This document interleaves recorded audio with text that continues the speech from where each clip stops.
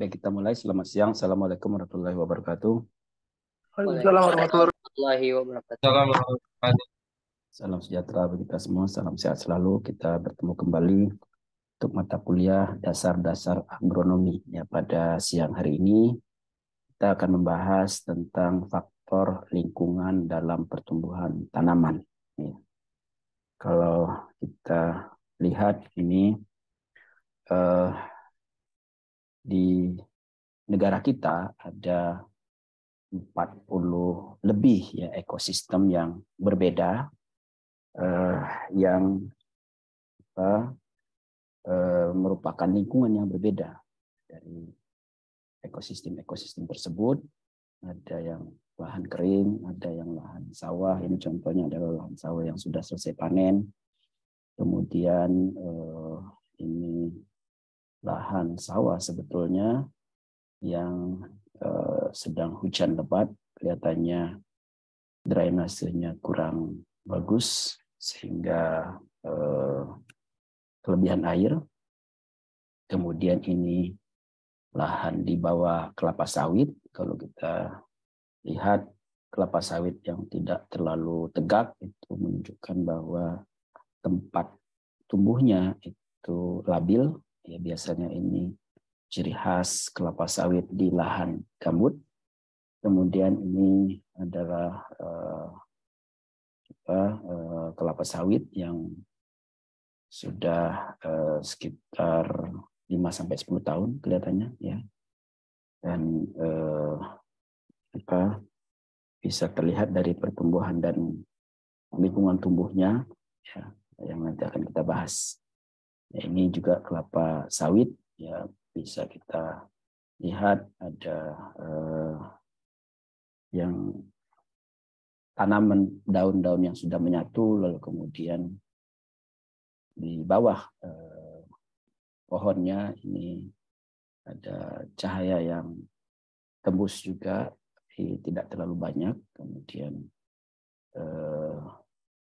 ini dari batangnya juga kelihatan bagaimana kondisi pertumbuhan tanaman ya, kalau misalnya kita teliti lebih jauh tentang bagaimana kondisi tanaman tersebut.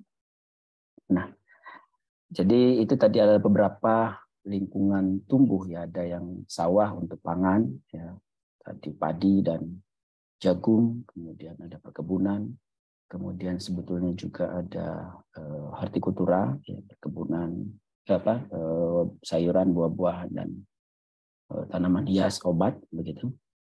Lingkungan tumbuh tersebut sangat pentingnya bagi pertumbuhan tanaman ya, sehingga ruang lingkup dari bab ini adalah kita akan mempelajari apa saja ya yang merupakan faktor lingkungan ya, tanah, suhu, cahaya, kemudian apa pengaruhnya faktor lingkungan abiotik tersebut, dan juga biotik ya, terhadap pertumbuhan tanaman, kemudian modifikasi faktor lingkungan tumbuh agar tanaman tumbuh lebih baik. Diharapkan mahasiswa dapat menjelaskan faktor lingkungan abiotik. Jadi ada dua, biotik dan abiotik. Jadi faktor lingkungan abiotik dan biotik yang berpengaruh terhadap pertumbuhan dan perkembangan tanaman. Ya. Mahasiswa juga dapat mengerti bagaimana interaksi antara faktor lingkungan tumbuh dan pertumbuhan tanaman. Nah, relevansi dari apa yang kita pelajari pada hari ini dan juga minggu depan, ya, faktor lingkungan tumbuh dan interaksinya dengan tanaman tersebut akan diberikan sebanyak 2 kali pertemuan.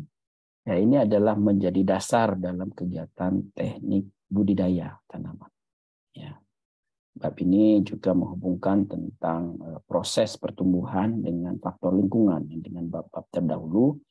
Kemudian juga menjelaskan apa saja yang mempengaruhi pertumbuhan dan produktivitas yang kemudian telah dibahas pada bab sebelumnya. Yang menjadi outline dari bab ini adalah yang pertama faktor tanah, kemudian faktor suhu, faktor cahaya, kemudian biotik dan abiotik ya, biotik nanti akan kita lihat organisme tanah ya dan lain sebagainya. Nah, ini kalau kita lihat gambaran bahwa bagaimana interaksi berbagai faktor tumbuh ya dengan tanaman. Di dalam tanah itu ada tanah, kemudian kemungkinan mikroorganisme ya. Jadi tanah ini terkait dengan unsur hara yang ada di dalamnya, kemudian kelembapan, kemudian pendukung mekanik, artinya bagaimana tanah itu menjadi tempat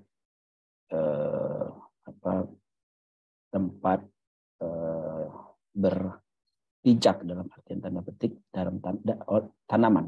Ya, jadi bagaimana tanaman itu bisa tegak dan menjadikan tanah itu adalah penopang bagi tanaman. Lalu kemudian di dalam tanah, di permukaan tanah dan di atasnya juga ada mikroorganisme, ya. Mikroorganisme, kemudian ada gulma, mikroorganisme dan gulma ini, kemudian juga ada hama dan patogen, itu adalah faktor biotik, ya, biotik bagi tanaman. Kemudian yang tidak kalah pentingnya adalah faktor cahaya, karbon dioksida dan oksigen. Ya, cahaya ini meliputi intensitas, kualitas, panjang hari, dan ini semua berpengaruh terhadap pertumbuhan dan juga saya kira perkembangan tanaman. Tidak hanya pertumbuhan tapi perkembangan tanaman. Ya, intensitas dan panjang hari itu akan mempengaruhi bagaimana tanaman itu tumbuh dan juga bisa menginisiasi pembungaan dan pembuahan. Ya, pada panjang hari tertentu itu tanaman ini cepat berbunga dan berbuah, ya, sehingga misalnya perlu dibuat panjang hari yang berbeda. Maksud saya karena panjang harinya itu lebih pendek, contohnya pada krisan, ya, maka krisan akan berbunga, cepat berbunga, sehingga perlu dibuat hari lebih panjang dengan cara memodifikasi faktor cahaya, menambahkan cahaya di malam hari sehingga cahayanya lebih dari 12 jam, ya, yang kemudian memacu pertumbuhan vegetatif. Ya, kalau pada krisan kenapa diperlukan? Karena agar mempunyai tangkai yang cukup panjang, ya, baru dia berbunga. Sehingga panjang hari itu perlu ditambah, ya, dengan cahaya matahari pada jam-jam tertentu di malam hari. Setelah cukup, ya, ukuran tangkainya, kemudian panjang harinya dibuat normal kembali, ya, lampunya dimatikan, maka tanaman akan berbunga. Nah, jadi dengan demikian maka ini adalah faktor-faktor tumbuh tanaman yang nanti akan berinteraksi dengan tanaman. Ya, ada dua hal, ya, yang akan terjadi. Yang pertama, tanaman ini akan menyesuaikan dengan lingkungan tumbuhnya. Ya, apa fisiologi tanaman, apa organ tanaman akan menyesuaikan dengan kondisi tanaman. Ya, jadi misalnya tadi kalau lahan gambut itu tanaman tidak lurus malah membengkok, gitu ya, misalnya itu adalah penyesuaian. Ya. Atau juga pada kondisi yang misalnya cahaya kurang, maka ada zat hijau daun yang berubah, yang menyesuaikan terhadap kondisi lingkungan tersebut. Ya, bagi tanaman-tanaman yang mampu beradaptasi dengan baik, maka dia akan bisa menyesuaikan dengan lingkungan tumbuhnya. Ya. Misalnya dalam keadaan kekeringan, akar tanaman cepat sekali memanjang untuk mencari air. Itu adalah bagaimana mekanisme tanaman untuk bertahan hidup pada lingkungan tersebut. Nah, atau juga manusia harus membuat lingkungan tumbuh agar sesuai dengan tanaman. Jadi tanaman memerlukan kondisi optimum tertentu yang dia dapat tumbuh dengan baik sehingga kita bisa modifikasi lingkungan tumbuh tersebut agar sesuai dengan keinginan tanaman agar dia dapat tumbuh dengan baik. Jadi misalnya tadi cahaya harus lebih banyak, kalau di Indonesia yang cahayanya pendek maka harus ditambah dengan lampu misalnya. Kemudian yang sering kita lakukan adalah menambahkan hara tertentu di tanah, karena misalnya kekurangan hara di tanah, perlu ditambahkan ya hara tertentu, hara makro maupun mikro, dan juga memperhatikan ya kondisi hama dan penyakit tanaman sehingga tidak menyerang atau tidak membahayakan tanaman.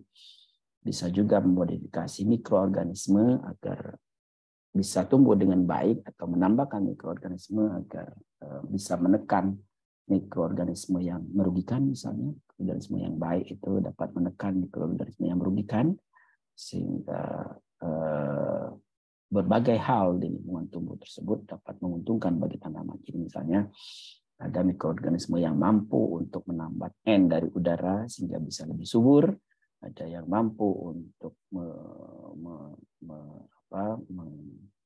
merombak ya fosfat, yang membantu untuk melarutkan fosfat sehingga dapat tersedia bagi tanaman. Kita akan diskusikan satu persatu. Nah, yang pertama adalah faktor abiotik, ya, yaitu tanah. Tanah ini adalah sangat penting bagi tanaman, ya, meskipun di masa-masa mendatang barangkali budidaya tanaman tidak harus bergantung kepada tanah, ya, misalnya hidroponik, aeroponik dan lain sebagainya. Tapi sampai saat ini tanah masih merupakan faktor utama ya dalam budidaya tanaman. Karena fungsinya, yang pertama, tanah adalah sumber unsur mineral. Jadi hara dan mineral ada pada tanah. Sehingga kalau budidaya yang tidak dalam tanah, misalnya hidroponik, maka sumber hara dan mineral harus support, ya, semua harus disupport. Misalnya 16 hara harus disediakan sesuai dengan konsentrasi ya, yang dibutuhkan oleh tanaman, jumlah yang dibutuhkan oleh tanaman. Ya. Nah, di tanah terkadang semua unsur hara itu tersedia, terutama tanah-tanah yang masih subur. Yang berikutnya adalah tempat persediaan air. Jadi, tanah adalah tempat persediaan air. Kalau kita tidak melakukan budidaya menggunakan tanah, maka berarti air harus tersedia terus-menerus, hidroponik misalnya, aeroponik dan sebagainya. Yang ketiga adalah tempat berpegang. Tempat berpegang bagi tanaman, akar berpegang pada tanah. Jadi kalau tidak menggunakan tanah, berarti harus digantikan dengan bahan lain untuk tempat berpegang. Misalnya banyak yang menggunakan kokopit, kemudian rock wool, gitu ya, parang skam sebagai tempat untuk berpegang bagi tanaman yang kemudian disebut dengan budidaya hidroponik. Ya, jadi budidaya hidroponik itu bisa jadi tanpa media tanah. Ya. Jadi kalaupun ada media tanah itu tidak total tanah, hanya campuran saja. Ya. Jadi tanpa media tanah sama sekali atau media tanahnya terbatas. Ya. Dengan demikian maka budidaya hidroponik itu harus menyediakan hara yang tepat, baik jumlah maupun perimbangan masing-masing unsur hara. Nah, ini yang kemudian di hidroponik dikenal dengan pupuk AB mix, A dan B. A itu kandungan tertentu, B kandungan tertentu yang tidak bisa digabung karena akan terjadi penggumpalan kalau digabung. Dipisahkan A dan B, kemudian pada saat akan diaplikasikan baru dilarutkan di dalam air ya, dengan konsentrasi tertentu ya dalam satuan ppm, dan bisa jadi akan berbeda kebutuhannya dan jumlah yang sudah disediakan bagi setiap tanaman. Oleh karena itu ada AB mix cabai, AB mix tomat, AB mix mentimun, dan lain sebagainya. Saat ini saya kira kalau kita lihat e-commerce, AB mix itu mudah sekali diperoleh. Ya, sudah banyak sekali yang memformulasikan ya berdasarkan literatur yang kemudian oleh praktisi ini dimodifikasi sedemikian rupa agar cocok pada lingkungan Indonesia. Nah, pada hidroponik juga perlu tempat berpegang, maka bisa menggunakan styrofoam. Ini misalnya hidroponik ya yang menggunakan sistem terapung biasanya kalau styrofoam, atau juga tempat berpegang kalau kita lihat yang bagian sebelah yang ada tanaman selada ini, ya, selada ungu dan selada hijau, itu biasanya menggunakan rock wool tempat berpegangnya, dan air ini dialirkan melalui pipa-pipa, ya, pipa paralon. Ya. Memang relatif mahal, sehingga cocok untuk tanaman yang bernilai ekonomi tinggi, ya, sayuran biasanya, apakah itu sayuran daun atau sayuran buah. Kalau yang menggunakan sistem hidroponik yang seperti ini biasanya sayuran daun, ya, dia umurnya pendek, cepat panen. Kalau sayuran buah biasanya di pot yang mandiri, ya, karena umurnya panjang, ya, dan kalau misalnya ada sesuatu yang menyebabkan terjadinya hama, serangan penyakit akan bisa ditanggulangi, ya, karena dia tidak terhubung satu dengan yang lain. Nah, kemudian berikutnya tentang profil tanah. Kalau tadi fungsi tanah, ini sekarang profil tanah.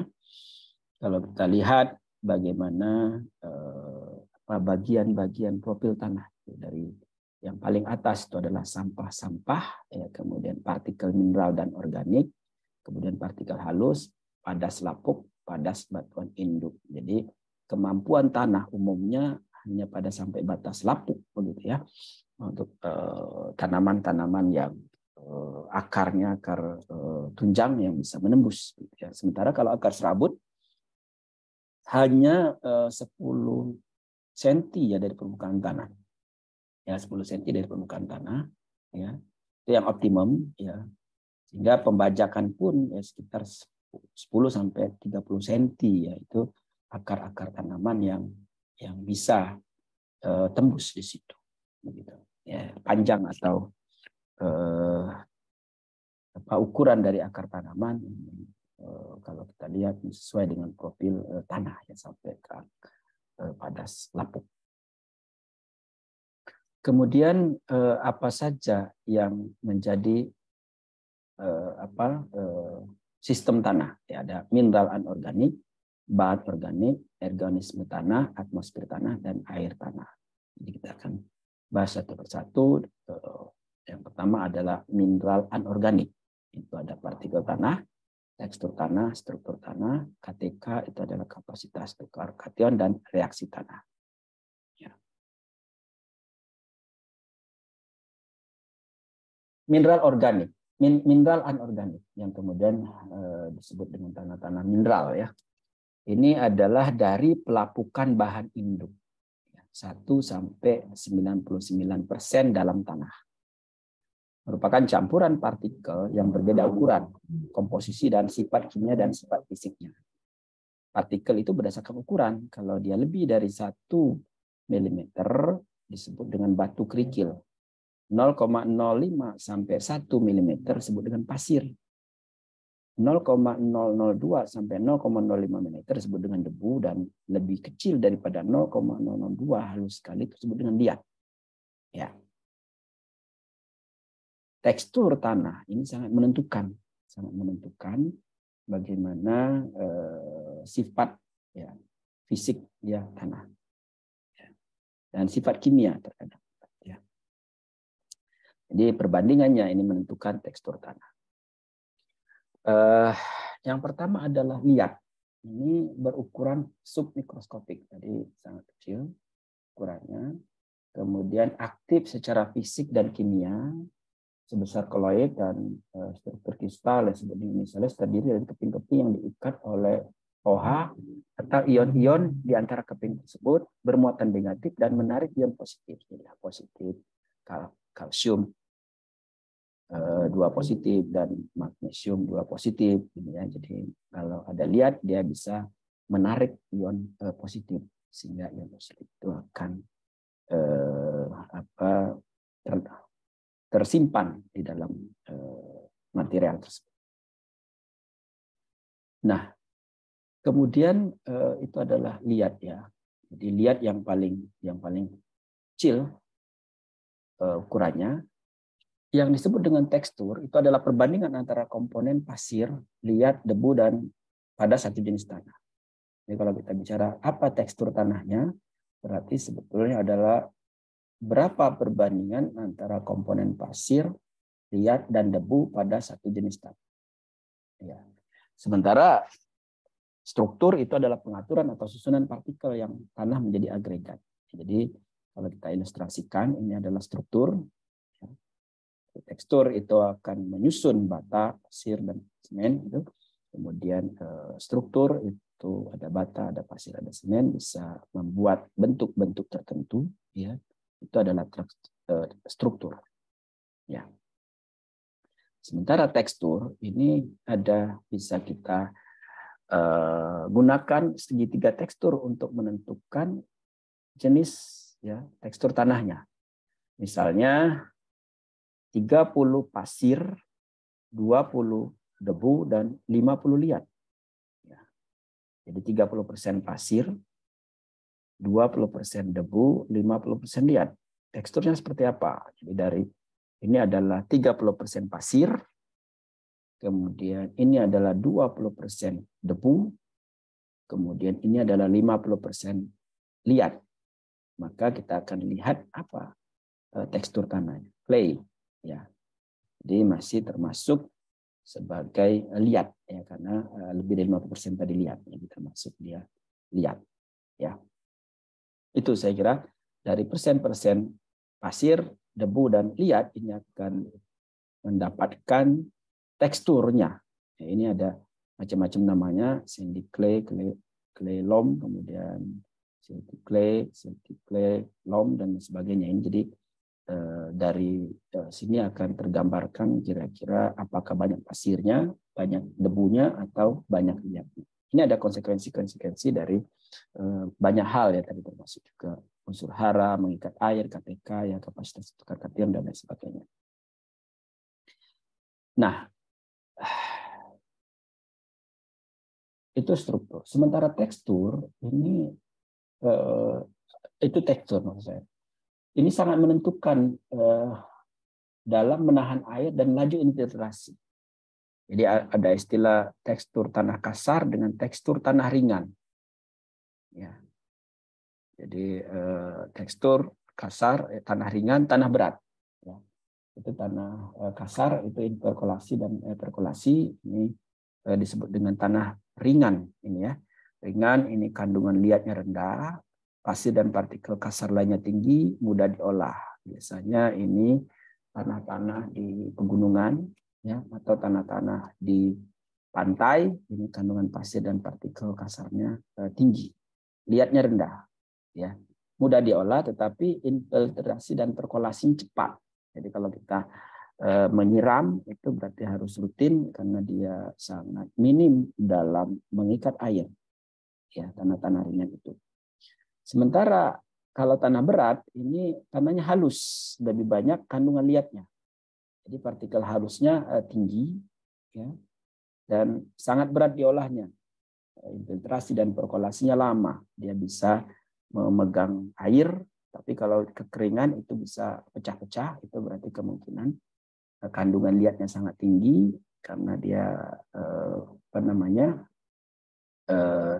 memegang air, maka air biasanya akan lama di dalam situ. Lalu kemudian namun demikian karena dia sangat halus itu sulit diolah. Jadi kalau mengolah menggunakan bajak itu perlu ekstra, ya, perlu ekstra bajaknya. Bisa akan terasa itu membajak tanah berat dengan membajak tanah ringan, ya.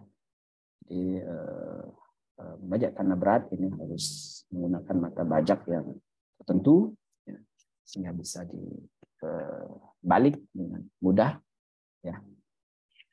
Dibandingkan dengan tanah ringan, mungkin saja tanah ringan ini hanya perlu dirotari misalnya karena sudah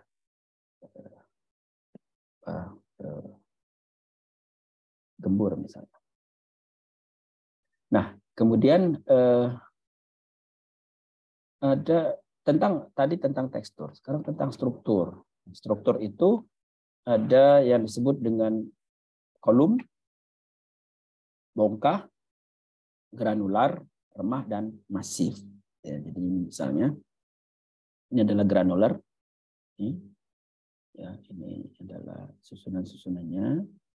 Kemudian ini adalah masif. Ya. Kemudian ini adalah bloki. Ya. Dan sebagainya. Ini tergantung dari agregatnya, ukuran-ukuran agregatnya. Ya. Yang remah ini kecil. Ya. Agregatnya 1-3 mm. Granular itu 3-5, bongkah itu 5-25, dan kolom itu lebih dari 25. Ya, apa namanya, milimeter. Ukuran-ukuran agregatnya kalau dia besar-besar gitu penyusunnya, ya, itu disebut dengan kolom. Ya, biasanya tanah-tanah yang ringan, ya, struktur tanahnya itu remah, kita sebut dengan remah struktur tanahnya. Jadi kalau ada istilah remah itu sebetulnya struktur tanah, ya. Sementara kalau liat atau liat berpasir, liat lempung berdebu itu adalah tekstur tanah. Nah, struktur tanah yang demikian ini bisa dibenahi, ya, dengan penambahan bahan organik dan pembenah tanah. Sehingga struktur tanahnya akan menjadi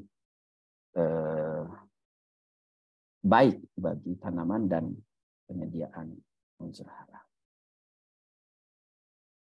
Lalu berikutnya, bagaimana mekanisme agregasi tanah, membuat agregat. Ya. Jadi membuat gumpalan-gumpalan atau membuat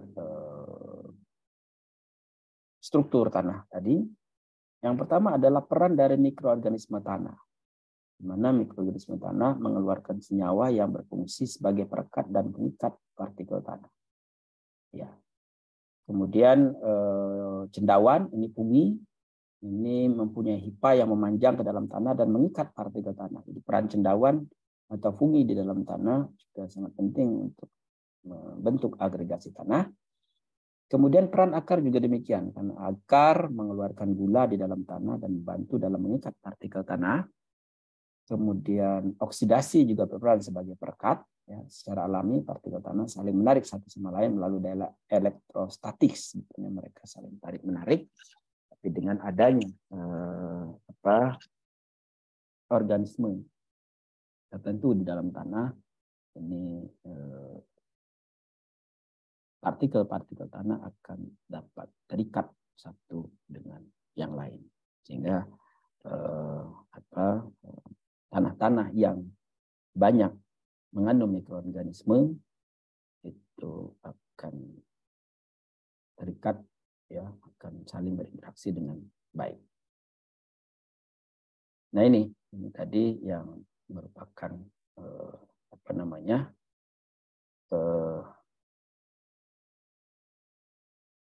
struktur dari tanah, ya.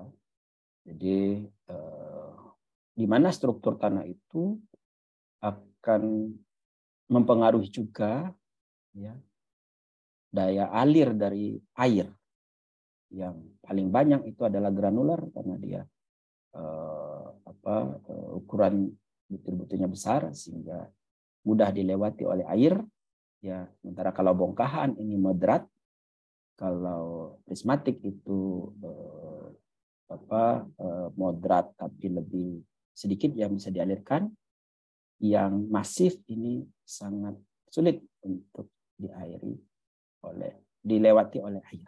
Ya, jadi biasanya tanah-tanah yang liatnya tinggi lalu kemudian membentuk struktur tertentu ini susah dilewati oleh air. Air hanya melewati permukaan saja. Ya. Oleh karena itu tanah-tanah masif ini perlu diperbaiki melalui penambahan organik sehingga mudah dilewati air dan bisa untuk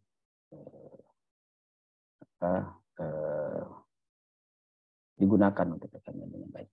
Yang berikutnya adalah pertukaran kation, yang kemudian ada istilah kapasitas tukar kation. Ya. KTK. Ini istilah KTK ini sangat penting bagi tanah, hubungannya dengan kesuburan tanah. Makin tinggi kapasitas tukar kationnya, maka kesuburan tanah itu semakin baik. Ya. Jadi kapasitas tukar kation itu adalah kesanggupan tanah untuk mempertahankan dan mempertukarkan kation-kation. Ya, jadi bagaimana dia mempertahankan kemudian bertukar dengan yang lain, karena kalau misalnya kation itu dilepas kemudian ditukar dengan yang lain, maka pelepasan itu akan berinteraksi dengan akar tanaman, dan apa yang dilepas oleh tanah akan digantikan oleh kation yang ada di akar tanaman, sehingga berubah berganti, hara itu masuk ke dalam akar tanaman dan kemudian berpindah ya ke akar tanaman ke tanaman. Ya, sehingga katakan tadi KTK yang tinggi itu akan baik dalam hal menyimpan unsur hara dan kemudian dimanfaatkan oleh tanaman. Nah, kapasitas tukar kation ini sangat tergantung dari tipe dan struktur tanah, tekstur tanah tadi. Jadi misalnya tipe tanah pasir itu kapasitas tukar kationnya sangat rendah, hanya 2 sampai 4 ya mili ekivalen per 100 gram tanah. Lempung berpasir 2 sampai 17, lempung 7 sampai 16, lempung berdebu 9 sampai 26, liat dan lempung liat 4 sampai 6, tanah organik 50 sampai 300 ya. Nah, oleh karena itu pada tipe tanah yang berpasir, yang strukturnya, teksturnya adalah pasir, lebih banyak pasirnya, memerlukan bahan organik untuk meningkatkan kapasitas tukar kationnya. Ya, jadi kalau terlalu banyak pasir, misalnya di dekat pantai, pasirnya banyak, selain daripada terlalu tinggi kadar garamnya, ya, juga gurun pasir misalnya, gurun pasir tidak ada salinitasnya, tidak ada ya, tapi gurun pasir tidak menyimpan hara di situ, ya.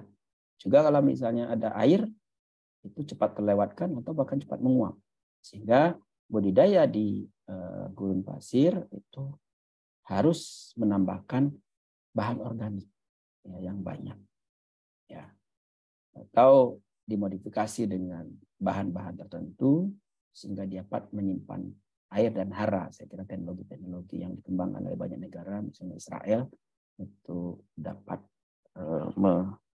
memodifikasi lingkungan perakaran tanaman dengan memberikan bahan-bahan tertentu yang ketika bertemu dengan air akan berupa gel, begitu ya, dia menyimpan air kemudian mampu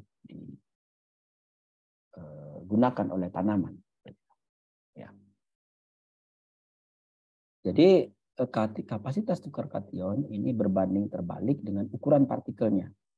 Tanah halus ini lebih besar daripada tanah kasar. Ya, saya katakan tadi. Bila terdapat dalam jumlah sama, maka H positif menggantikan kalsium, kemudian menggantikan magnesium, menggantikan Na. Ya. Kation dalam jumlah banyak dapat menggantikan kation lain dalam jumlah sedikit. Penggantian ini sangat-sangat penting bagi perakaran tanaman. Ketika tanaman membutuhkan, maka dia akan berpindah ke tanaman, kemudian apa-apa yang berada di tanaman akan berpindah juga jadi pertukaran antara apa-apa yang ada di akar dengan di tanah itu terjadi, sehingga hara-hara yang berada di tanah akan masuk ke dalam tanaman, kemudian digunakan oleh tanaman untuk pertumbuhan.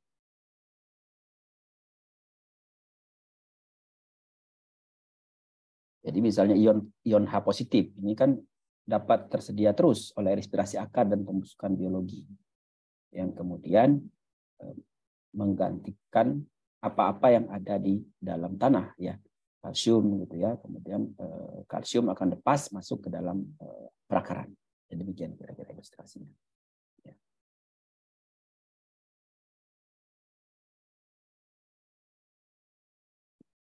Pemupukan itu berguna untuk perbaikan sifat kimia tanah. Jadi pemupukan itu tidak memperbaiki struktur dan tekstur tanah. Pemupukan anorganiknya. Jadi menambahkan unsur hara tertentu itu adalah memperbaiki sifat kimia tanah. Lalu kemudian apa reaksi tanah yang kemudian kita kenal dengan istilah keasaman dan kebasahan tanah. Ya, kita tahu bahwa pH itu berkisar 0 sampai 14 yang di mana pH tanah ini menentukan ketersediaan hara. Ya. Jadi sangat umum ketika akan melakukan budidaya tanaman perlu dicek dulu. Ya, apakah itu di tanah atau di hidroponik, dicek dulu berapa kira-kira pH-nya. pH tanah berapa? Ya, karena dengan penggolongan pH tersebut maka akan menentukan tindakan budidaya yang lain. Jadi misalnya kalau pH-nya sudah 6 sampai 7, maka kita tinggal menambahkan unsur hara. Tidak perlu menaikkan pH lagi karena pH 6 sampai 7 ini cocok untuk pertumbuhan tanaman secara umum. Hampir semua tanaman bisa tumbuh pada pH sekian, pH 6 sampai 7. Kalau pH-nya kurang dari 6, tidak banyak tanaman yang bisa tumbuh. Hanya dari famili-famili tertentu, misalnya famili Ericaceae, rhododendron, gardenia, azalea, camellia, raspberry, blueberry, hanya tanaman-tanaman tertentu. Sehingga kalau pH-nya kurang dari 6, itu agar bisa sesuai dengan tanaman budidaya umumnya, maka dinaikkan melalui penambahan kapur, ya, dengan penambahan kalsium karbonat, ya, kalsium magnesium karbonat. Jadi kalau kalsium magnesium karbonat itu ada kalsium, ada magnesium yang ditambahkan, ya, dengan memberikan kapur pertanian. Ya, misalnya dolomit itu kalsium magnesium karbonat. Jadi dia ada kalsiumnya, ada magnesiumnya, dua unsur hara penting, hara utama, hara makro yang digunakan oleh tanaman. Pada tanah-tanah tertentu yang pH-nya di atas 7, ya misalnya di banyak hutan jati, beberapa tempat pH-nya di atas 7, sampai 8, maka perlu penambahan bahan tertentu, misalnya belerang atau sulfur untuk menurunkan pH. Jadi kalau misalnya kita menggunakan pupuk, misalnya NPK, ya, maka pada tanah-tanah yang pH-nya di atas 7, biasanya kita menggunakan NPK-nya, NPK Ponska misalnya, di mana di sana ada sulfur. Ya, atau kita turunkan dulu pH-nya dengan menambahkan belerang, dengan menambahkan sulfur, ya sampai pH 6 sampai 7, baru kemudian ditambahkan unsur hara yang lain. Ya. Nah, mengapa pH ini sangat penting? Sini disebutkan bahwa menentukan ketersediaan hara. Saya kira di bab yang lain sudah dijelaskan bahwa pada pH yang rendah, hara-hara tertentu itu tidak tersedia, kalsium, magnesium, ya, fosfat barangkali tidak tersedia. Tapi hara-hara yang bahan-bahan yang lain terlalu berlimpah, ya, besi, aluminium itu sehingga meracuni tanaman. Ya, besi, aluminium, kemudian apalagi ya, ya. Kalau dia terlalu banyak, ya, di dalam tanaman akan mengganggu pertumbuhan tanaman. Sehingga pH harus dalam keadaan 6 sampai 7 atau mendekati netral. Ya, sehingga hara-hara kalau dalam keadaan netral hampir semua unsur hara tersedia bagi tanaman. Ada pertanyaan?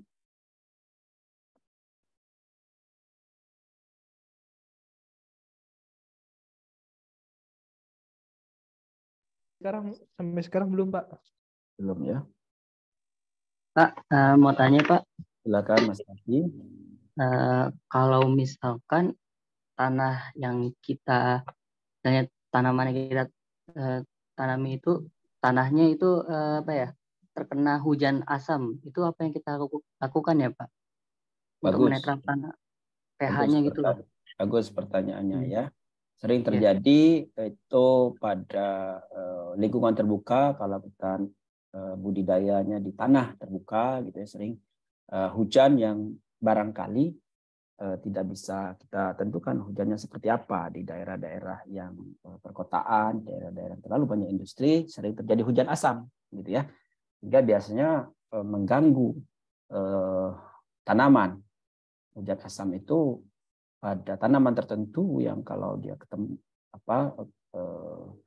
langsung bersentuhan dengan daun itu akan sangat mengganggu daun gitu ya, malah sehingga pada tanaman-tanaman yang bukan tropis, tanaman-tanaman yang tidak adaptif terhadap lingkungan kita, itu tidak bisa dia ditanam di luar karena daunnya misalnya kalau ada hujan asam itu langsung bersentuhan dengan air yang pH-nya rendah begitu ya. Nah, harus di dalam greenhouse misalnya ditutupi. Ya, banyak tanaman-tanaman hias itu yang kalau bersentuhan dengan hujan asam begitu yang daunnya menjadi tidak bagus sehingga perlu di dalam greenhouse, salah satunya itu.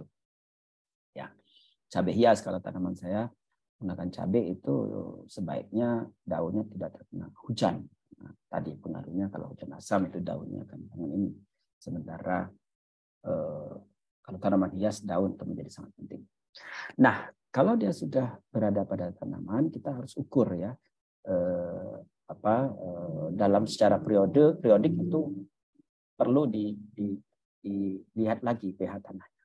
Ya, kalau ternyata pH-nya turun akibat dari hujan asam tadi, maka perlu ditambahkan kapur, ya, maka itu dalam bentuk cair atau dibarengkan dengan pemupukan. Jadi misalnya begini, kita menggunakan pupuk NPK tertentu, NPK Mutiara itu sudah ada kalsium yang kemudian bisa meningkatkan pH. Jadi daerah-daerah yang hujan asamnya tinggi, biasanya rekomendasi kita adalah NPK Mutiara.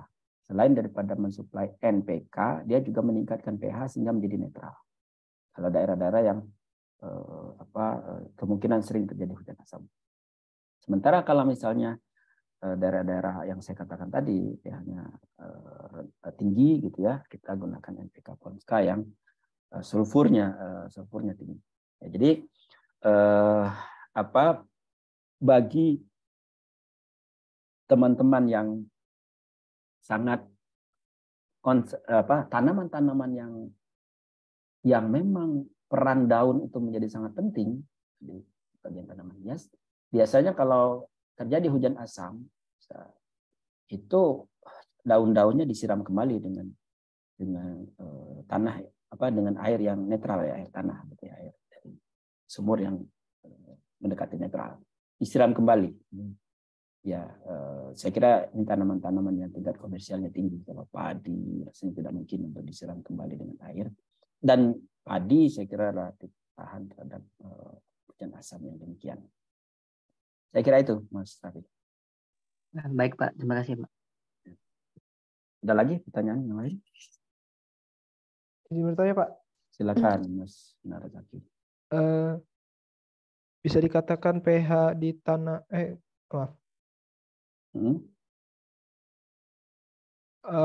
untuk tanaman kedelai Pak. Ya. Tanaman kedelai itu cocoknya di tanah ber-pH apa ya Pak ya?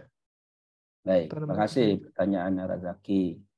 Kedelai itu mengikuti tanaman umumnya. pH-nya 6-7. Sehingga kalau Anda pernah dengar yang disebut dengan budidaya jenuh air begitu ya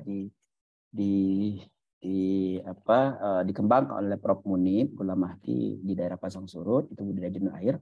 Itu beliau mengembangkan budidaya di mana air yang asam sebetulnya di Pasang Surut itu ya, yang rawa Pasang Surut biasanya airnya asam atau juga pH kalau dekat pantai malah pH ada salinnya juga, itu dilewatkan melalui tanah. Jadi menyiramnya tidak boleh dari air itu langsung ke tanaman. Biarkan saja tanah air itu mengalir melalui pori-pori tanah yang kemudian menyaring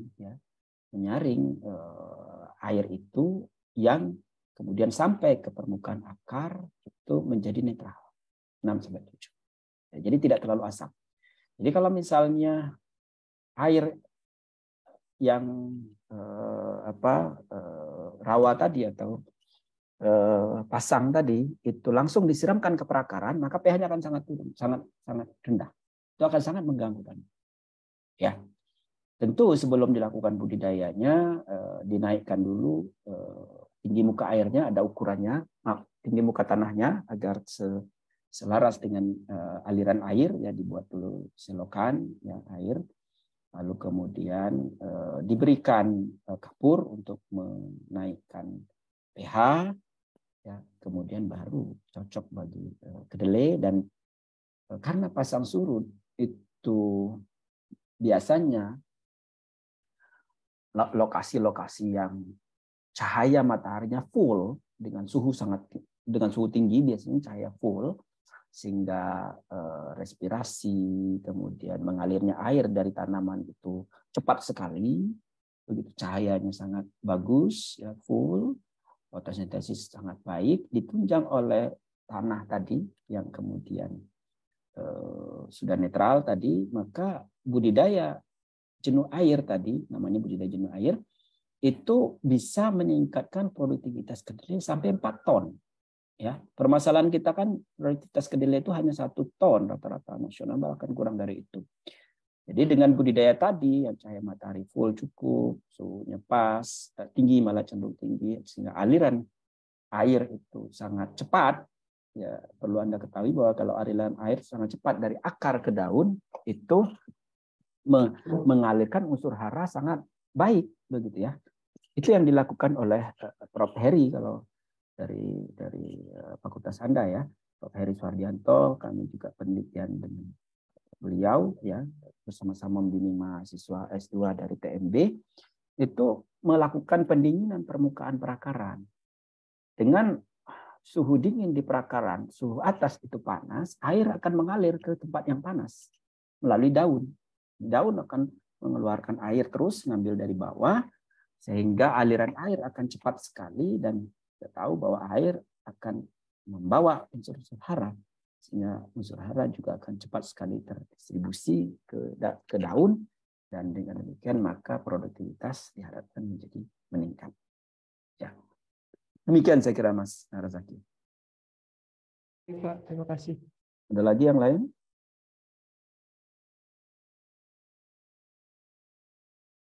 Nah, teman semua, kita lanjutkan dengan bahan organik. Ini sangat penting ya, teman-teman semua, tentang bahan organik ini. Bahan organik ini adalah fraksi yang berasal dari organisme hidup. Ya, dia kalau tersedia dalam jumlah cukup, ini sangat menopang bagi pertumbuhan tanaman. Jumlah yang berlebih dan tidak bisa diolah malah juga akan merepotkan. Ya, misalnya lahan gambut itu kan jumlah terlalu berlebih, tidak bisa diolah oleh mikroorganisme karena biasanya pH terlalu rendah, sehingga mikroorganisme pun tak mampu untuk mengolahnya.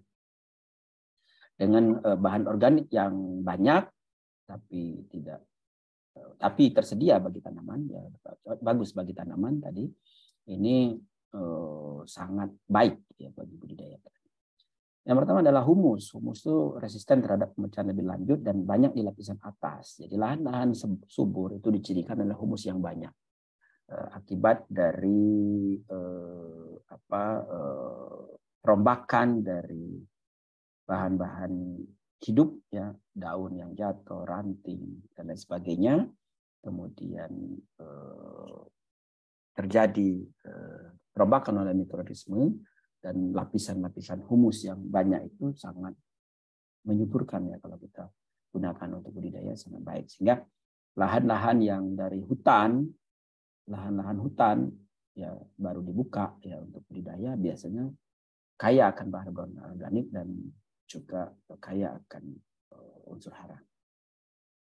Contoh bahan organik adalah kompos ya.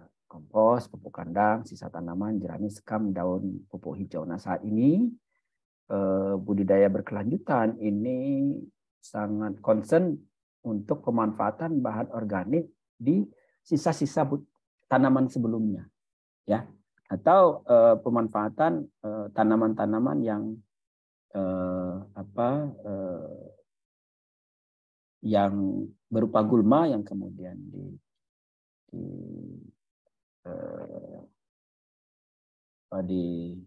dibabat atau dipotong lalu kemudian difermentasikan dan sebagainya.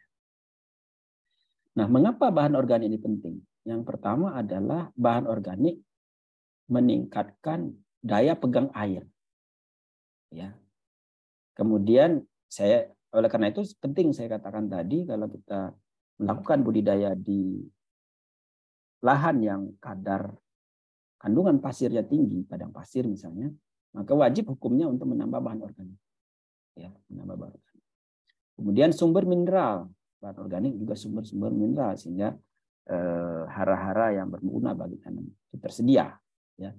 Retensi dan pertukaran kation menahan sejumlah mineral. Dia bisa menahan sejumlah mineral, tidak lepas. Kalau di pasir itu dia lepas, ya, menahan. Kemudian ketika ada tanaman terjadi pertukaran antara H positif yang ada di permukaan akar tanaman dengan hara-hara yang ada di dalam tanah mineral tadi, bahan organik tadi.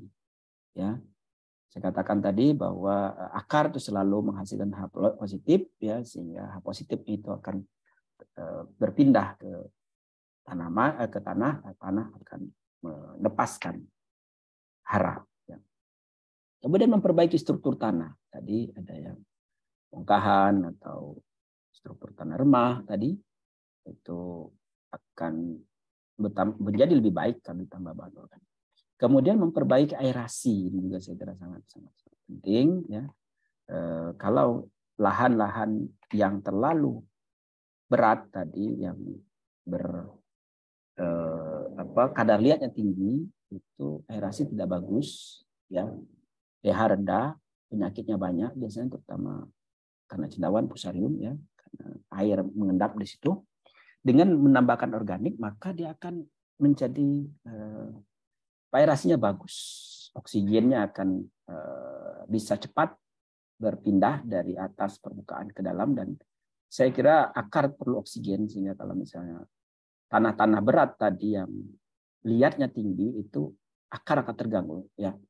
Tanah liat tinggi itu tidak banyak akar yang mampu bertahan, ya, karena di sana oksigennya kurang, ya. Aerasinya tidak bagus. Jadi dengan menambahkan bahan organik, maka aerasi akan bertambah baik, begitu ya. Jadi sangat betapa pentingnya kita menambahkan bahan organik dalam seluruh rangkaian budidaya, teknik budidaya tanaman, ya. Sehingga ini menjadi sesuatu yang sangat penting. Dan yang tidak kalah menariknya, nanti kita akan bicarakan bagaimana peran mikroorganisme dalam mengelola bahan organik dan ketersediaan mikroorganisme di dalam bahan organik, ya. Sehingga bahan organik itu menjadi tersedia bagi tanaman dan juga mengandung hara-hara tertentu. Ya, saat ini budidaya tanaman menggunakan bahan organik dan juga mikroorganisme yang membantu ketersediaan hara, ya, bagi tanaman ini makin banyak digunakan oleh masyarakat, karena dengan menambahkan bahan organik yang sudah difermentasikan sebagai contoh menggunakan mikroorganisme tertentu, maka unsur hara itu dapat tersedia walaupun tidak sepenuhnya cukup, tapi sangat mengurangi tambahan hara anorganik, pupuk anorganik, ya. Jadi kalau bahan organik itu bisa dimanfaatkan dengan baik, jerami, sekam, misalnya pupuk hijau, kemudian difermentasikan dengan mikroorganisme yang paling umum bisa menggunakan E4 atau M11, ya. Itu ada puluhan mikroorganisme di sana yang mampu melakukan fermentasi dengan cepat. Setelah selesai fermentasi diaplikasikan ke tanaman, dan ini sangat mengurangi, ya, akan perlu tambahan pupuk anorganik. Ya, ini saya kira perlu kita sosialisasikan kepada masyarakat bahwa tambahan bahan organik ini sangat penting. Terkadang bahan organik oleh petani dibakar, begitu ya, bekas jerami dibakar, kemudian sehingga tinggal abunya saja. Kalau masih berupa sekam, saya kira masih bermanfaat. Tapi kalau sudah berupa abu, itu sudah sangat minim hara, dan saya kira menjadi porositasnya menjadi sangat rendah. Ada pertanyaan?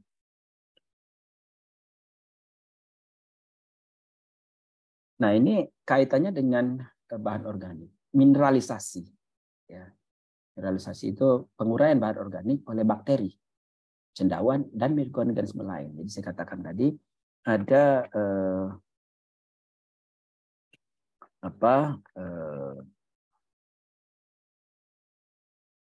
bahan-bahan tertentu seperti E4 yang mengandung bakteri, cendawan dan organisme tertentu di dalam itu, kapang misalnya, sehingga bisa bermanfaat dalam penguraian bahan organik. Selain daripada ada juga bakteri dan tertentu yang bisa membantu menambah N dari udara sehingga menambah kesuburan tanah. Jadi penguraian bahan organik oleh bakteri, cendawan, organisme lain menjadi karbon dioksida, H2O dan mineral. Penting dalam lingkaran kimia, absorpsi mineral lewat akar ke bagian tanaman, kematian tanaman. Jadi kalau misalnya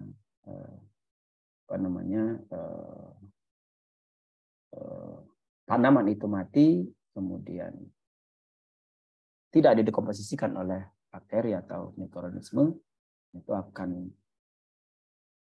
sangat mengambil tempat ya kalau tidak membusuk begitu ya. Bisa dibayangkan kalau tanaman mati tidak membusuk itu akan sangat repot. Kemudian dekomposisi dan pelepasan mineral. Jadi mendekomposisikan dan pelepasan mineral, pada saat pelepasan mineral itulah saya kira akan berguna bagi tanaman. Nah, dari bahan organik tersebut ya, maka ada istilah tanah mineral di mana bahan organiknya kurang dari 20%. Dan tanah organik, bahan organiknya lebih dari 20%, tanah gambut. Nah, ini saya kira harus dibedakan antara bahan organik dengan tanah organik ya, teman-teman semua. Kita memang menanamnya bagus itu di tanah mineral, tapi menambahkan bahan organik. Kalau budidaya di tanah organik malah harus ya dengan budidaya ekstra, karena lahan gambut itu ya bahan-bahan organiknya sebagian tidak bisa terdekomposisi karena pH-nya sangat rendah ya di lahan gambut itu, sehingga bakteri tidak mampu untuk melakukan dekomposisi dengan baik ya, sehingga malah lahan gambut itu budidaya tanamannya akan terganggu. Nah, untuk Boleh izin bertanya, Pak? Silakan.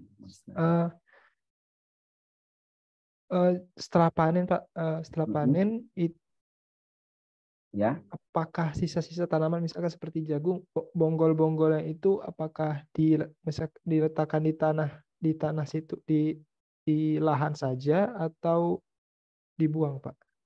Nah, bagus ya, Mas Narasaki.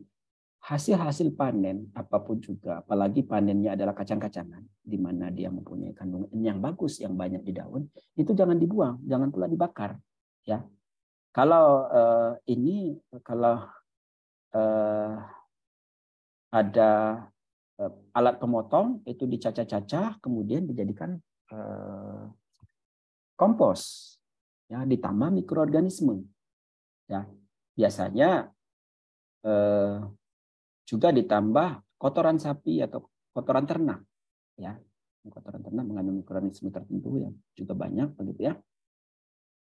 Nah, diolah terlebih dahulu ya. Bagi hasil panen atau bagian tanaman yang mudah untuk dikomposisikan, daun misalnya ya, batang yang lunak itu biasanya cepat dekomposisi. Tapi bagi batang agak keras seperti jagung, batangnya itu perlu dicacah dulu ya agar bisa lebih cepat dekomposisi. Ya. Nah, jadi material-material yang ada pada daun dan batang itu sesungguhnya kan dia adalah mengambil hara di dalam tanah dan dia masih mengandung hara di situ. Ya. Sehingga kalau tidak dimanfaatkan dengan baik, dibuang begitu saja, itu sayang. Ya, kumpulkan, diolah lagi, ditambahkan pupuk kandang, kemudian ditambahkan mikroorganisme untuk fermentasi. Dan saya katakan menggunakan E4 atau saya kira yang bisa menggunakan MOL, istilahnya mikroorganisme lokal yang dibuat dari sampah organik, ya, dapur misalnya, ya, itu MOL mikroorganisme lokal itu banyak sekali. Ya. Macam-macam, saya kira ada juga yang mendapatkan mikroorganisme di serasa-serasa bambu, ya, ada yang juga mendapatkan mikroorganisme dari bonggol pisang dan lain sebagainya. Nah, itu bagian-bagian tanaman yang berupa daun dan yang tidak dikonsumsi itu dikembalikan lagi ke tanah, tapi diolah terlebih dahulu, ya, difermentasi terlebih dahulu. Itu yang sekarang digalakkan ke petani. Dengan mengolah bagian-bagian itu, maka penggunaan pupuk anorganik itu menjadi berkurang. Di tengah mahalnya pupuk-pupuk anorganik sekarang, ya, dan juga pola pemupukan petani yang sangat boros akan pupuk anorganik, maka cara-cara seperti ini harus disosialisasikan ke petani dan masyarakat umum. Ya. Sebetulnya cara seperti ini sudah dari turun-temurun dulu sudah digunakan, tetapi dengan adanya pembuatan pupuk anorganik secara massal dan responnya cepat begitu ya dalam jangka pendek bagi tanaman, itu sudah mulai mengganggu ya kesuburan dan keseimbangan tanah, ya, sehingga pengolahan bagian tanaman yang tidak dipanen itu menjadi sangat penting. Ini almarhum Pak Segianta, ya dekan kita sebelumnya, itu penelitian doktornya adalah bagaimana memanfaatkan jerami-jerami hasil panen dari padi yang kemudian dikombinasikan dengan fermentasi menggunakan mikroorganisme tertentu, itu mampu menekan penggunaan pupuk anorganik sampai 50%. Ini saya kira sangat membantu biaya produksi. Ya, jadi jangan dibuang ya, Mas Narazaki. Ya, jangan pula dibakar, nanti terjadi pencemaran lingkungan kalau dibakar. Selain daripada bahan-bahannya menjadi hilang. Baik Pak. Terima kasih. Ya. Baik, kita lanjutkan organisme tanah. Organisme tanah itu ada bakteri, ada cendawan, ada mesofauna, ada makrofauna di situ, ya. Dan organisme tanah itu akar termasuk organisme tanah. Dia dapat memecah batuan dan tanah. Ini hati-hati dengan akar-akar yang mempunyai kandungan eksudat tertentu yang agak kuat, ya. Misalnya akar pepaya. Itu kalau Anda menanam pepaya di dekat bangunan, fondasi bangunan, itu harus hati-hati. Karena akar pepaya sangat kuat, sangat tajam, menghasilkan senyawa tertentu sehingga bangunan itu bisa keropos, ya, bagian-bagian bawah itu. Ya, karena akar tadi bisa memecah batuan dan tanah. Hasil respirasinya itu mampu meningkatkan kandungan asam karbonat dan meningkatkan kelarutan mineral. Ya, itu akar termasuk organisme tanah.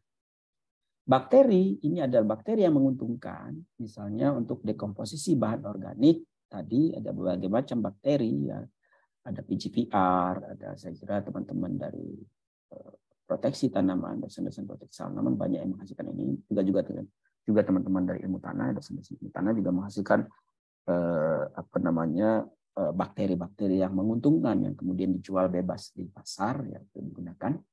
Ini mampu mendekomposisi bahan organik. Kemudian dan sebetulnya di tanah itu ada, di lingkungan perakaran itu ada, sehingga dosen-dosen dan para peneliti itu sebetulnya mengambil bakteri itu dari situ, kemudian dimurnikan, dicek bakteri-bakteri mana yang kira-kira mempunyai kemampuan yang kuat untuk mendekomposisi bahan organik.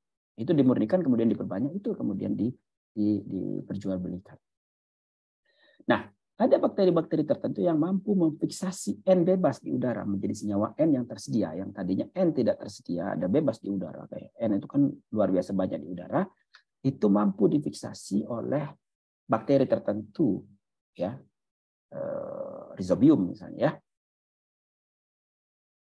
yang kemudian menjadi tersedia bagi tanah. Nah, ini saya katakan tadi, E4 itu yang dijual bebas itu mengandung bakteri yang bisa menambat N dari udara.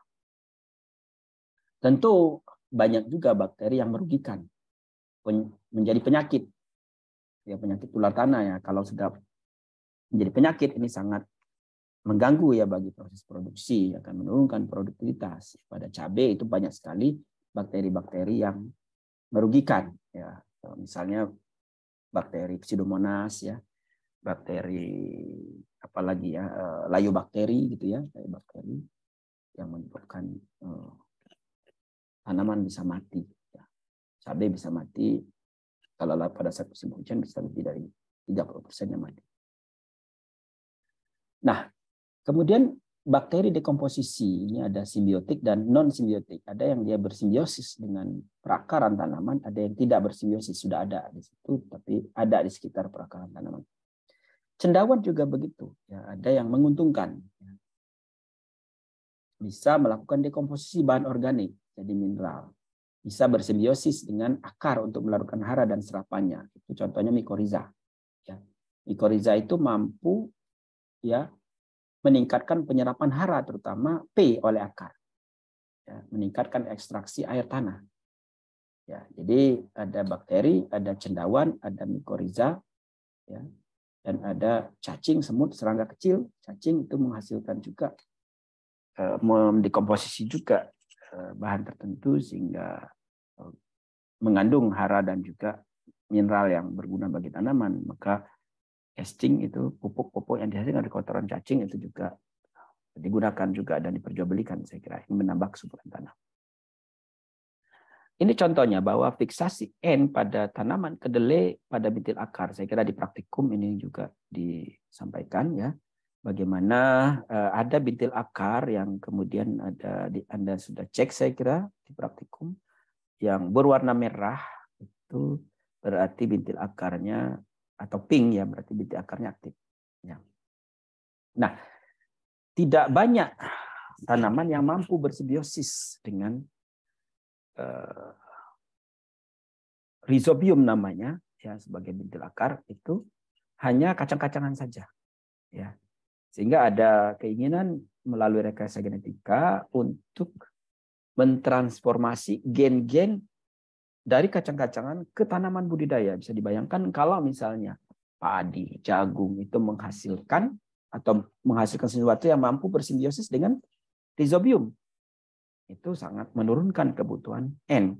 Anda sudah praktikum Dasgron, saya kira pemberian N pada kacang-kacangan lebih rendah dibandingkan dengan jagung. Jangan terlalu tinggi, kalau terlalu tinggi malah akan mengganggu produktivitas karena dia tidak berbuah, ya, dengan baik.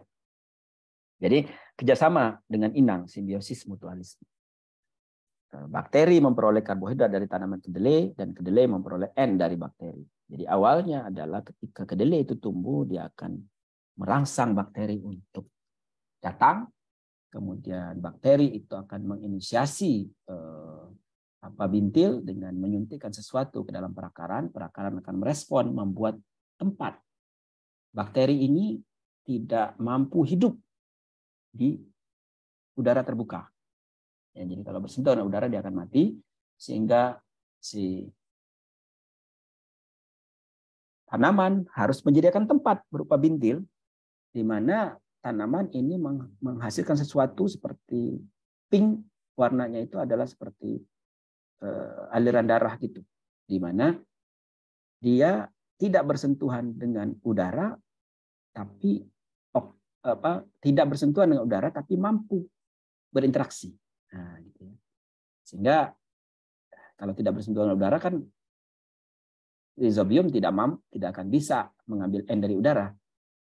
N harus bisa diambil oleh bakteri, tapi bakteri tidak bersentuhan dengan udara.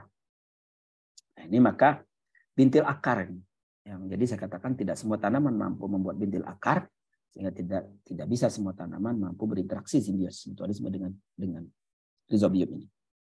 Nah, interaksi antara tanaman dengan rhizobium demikian kompleksnya, ya, sehingga tidak semua tanaman mampu untuk itu. Ya. Nah, jadi ciri dari bahwa bintil akarnya aktif adalah warna pink saya katakan tadi, ya, di mana tempat untuk bakteri berdiam, bakteri tidak bersentuhan langsung dengan udara, tapi mampu untuk mengikat N dari udara. Jadi saya sudah singgung sedikit tadi bahwa pada saat tertentu itu kedelai atau tanaman kacang-kacangan akan mengirimkan sinyal kepada rhizobium sehingga rhizom masuk ke akar rambut sel epidermis. Kemudian dia akan menginfeksi mencapai dasar sel epidermis dan memasuki korteks. Kemudian tanaman akan merespon ya umur 3 sampai 4 hari ya itu akan merespon dengan membentuk bintil. Ya. Kemudian 5 hari pembagian pesat dari sel bakteri bertumbuh dengan cepat gitu ya. Kemudian 7 sampai 9 hari bintil mulai tampak, 12 sampai 18 hari jaringan bakteroid berwarna merah muda mulai terjadi fiksasi N. Ini jumlah bakterinya banyak sekali. Kemudian dia mampu fiksasi N. Umur 23 hari sebagian besar pembagian sel berhenti, periode aktif fiksasi N. Kemudian bintil maksimum besarnya 28 sampai 33 hari, 50 sampai 60 hari pelapukan bintil selesai, bakteri juga habis, kemudian menjadi tersedia bagi tanaman. Itu adalah cerita tentang rhizobium. Yang berikutnya adalah cerita tentang mikoriza. Ini adalah contoh bahwa diberi mikoriza dengan non mikoriza akan meningkatkan bobot kering dari tanaman. Tidak disampaikan ini ubi kayu ya, bobot kering ubi kayu ya. Jadi ubi kayu yang diberi mikoriza dan tidak diberi mikoriza meskipun sama-sama dipupuk TSP ya, saya perlu garis bawahi, meskipun sama-sama dipupuk oleh menggunakan TSP responnya berbeda ya. Bobot kering akan meningkat kalau ada mikoriza, karena mikoriza dia mengolah ya P menjadi tersedia bagi tanaman. Ya, sehingga tadi mikoriza saya kira diperlukan juga dari serombongan mikoriza tadi. Penambahan mikoriza itu akan membuat P tersedia, penambahan rhizobium akan menyebabkan N tersedia, sehingga budidaya organik dengan memanfaatkan mikroorganisme itu saya kira adalah budidaya yang pilihan di masa-masa sekarang dan mendatang untuk mengurangi ketergantungan terhadap pupuk anorganik. Ya, pupuk anorganik. Nah, jadi materi-materi yang mengandung bakteri cendawan yang menguntungkan saya kira mudah sekali diperoleh sekarang ya, sehingga bisa digunakan oleh petani kita untuk budidaya. Ada pertanyaan? Pak, izin bertanya, Pak. Silakan. Tadi di bagian organisme, Pak, di akar dari hasil respirasi akar tuh meningkatkan kandungan asam karbonat. Apakah itu berpengaruh pada turunnya pH tanah, Kak, Pak? Terima kasih. Ya. Bagus ya pertanyaannya. Apakah adanya asam karbonat ini akan mempengaruhi menurunkan pH tanah? Ya. Jadi kalau kita pelajari di dalam budidaya hidroponik ya, budidaya hidroponik kan juga akarnya kan tidak banyak interaksi dengan ini ya, dengan tanah gitu ya, dengan mikroorganisme yang lain dan lain sebagainya. Jadi kita bisa lihat apakah betul-betul akibat dari respirasi akar atau tidak. Nah ini kalau misalnya kondisi-kondisi tertentu yang meningkatkan asam karbonat lebih tinggi, maka memang pH-nya akan menurun. Yang kemudian harus ditingkatkan lagi pH-nya dengan menambahkan menambahkan kapur dan lain sebagainya. Ya, tapi dengan adanya air yang mengalir begitu ya, kalau di hidroponik itu air mengalir, maka akan berinteraksi dengan oksigen dari udara, ya. Maka biasanya pH itu tidak drastis menurun. Ya, jadi kalau air mengendap itu malah pH-nya drastis menurun karena interaksi dengan oksigen itu akan terhambat. Jadi dalam budidaya hidroponik pun harus kita cek apakah pH-nya menurun atau tidak dengan adanya perkembangan tanaman. Ya, nah, kalau menurun maka harus ditambahkan bahan tertentu untuk meningkatkan pH. Nah, dalam interaksinya akar dengan tanah ini tanah tadi sebagai sumber hara yang lain, terjadi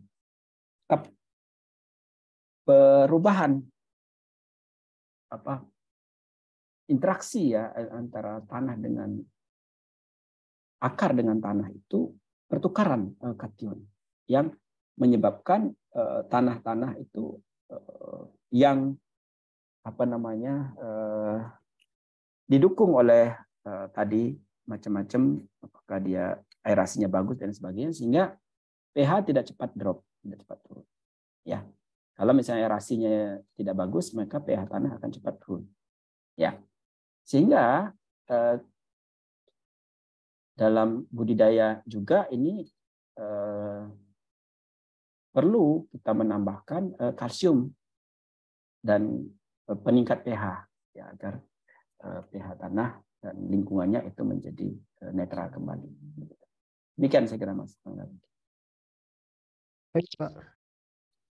Ada lagi yang lain, teman-teman semua? Ya, saya kira ini sangat penting untuk bagian mikroorganisme tanah ini, ya, dan mikroorganisme tanah ini dalam budidaya berkelanjutan, ya, terutama hubungannya dengan budidaya organik. Budidaya organik itu kan sebetulnya sangat kompleks, artinya sama sekali tidak menggunakan pemupukan yang organik, pestisida organik, dan lain sebagainya. Ini termasuk juga apakah di lingkungan itu ada pestisida organik dan bekas budidaya organik, itu sangat ketat ya, sehingga perlu budidaya organik itu mendapatkan sertifikat terlebih dahulu baru bisa diklaim bahwa dia adalah budidaya organik. Ya, yang sering terjadi adalah yang budidaya yang sehat dan menyehatkan, ya, artinya tidak menggunakan pestisida buatan berlebihan atau juga tidak menggunakan pestisida buatan sama sekali, tetapi di tanah, di pupuk organik itu, kandang itu tidak terlalu ketat ya. Artinya kalau budidaya organik itu pupuk kandang pun harus dicek. Kandangnya dari sapi atau dari kambing atau dari ayam. Kalau dari ayam, apakah ayam menggunakan antibiotik atau tidak? Kalau menggunakan pakan buatan dari mana? Itu tidak bisa. Kalau kambing juga begitu, dikasih rumput dari mana? Apakah rumputnya itu organik atau tidak? Semua rantai-rantai itu dicek. Ya, ada caranya agar budidaya organik itu bisa dilakukan dengan baik. Bisa diakui sebagai budidaya organik maksud saya, dan bisa mendapatkan sertifikat organik. Kalau masih ada pertanyaan silakan, kalau tidak kita cukupkan sampai di sini. Sampai ketemu lagi di pertemuan berikutnya minggu depan. Kalau Anda setuju, kita akan undur ke malam hari begitu ya, karena siang saya sedang di perjalanan di Yogyakarta begitu ya. Tapi kalau tidak, berarti kita harus cari hari lain yang siang ya. Satu kali pertemuan lagi untuk bagian saya ya. Mudah-mudahan bisa disetujui ya. Terima kasih atas perhatian Anda. Sampai jumpa lagi. Assalamualaikum warahmatullahi wabarakatuh. Waalaikumsalam warahmatullahi wabarakatuh. Terima kasih, Pak. Terima kasih, Pak. Sama. Terima kasih, Pak. Ya, terima kasih.